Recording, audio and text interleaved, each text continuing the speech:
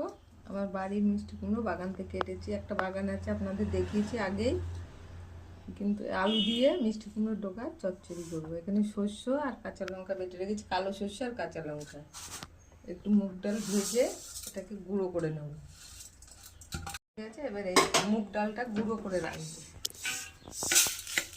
লবণ হলুদ দিয়ে প্রেসার কুকারে 2টো সিটি দিয়ে নেব।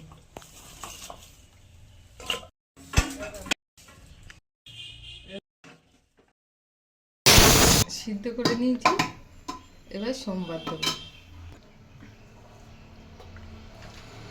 শুকনো লঙ্কা দিলাম, দিলাম ফোড়নে।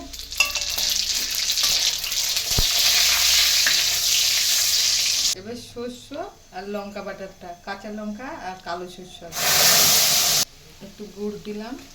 গুড়টা একটু বেশি দিলাম, দেওয়াই আছে। এবার দিয়ে দিলাম কুমড়োর ডগাটা, একটু ঢাকা দিয়ে দেবো। ডাল ভেজে গুঁড়ো করে রেখেছিলাম, দিয়ে দিলাম।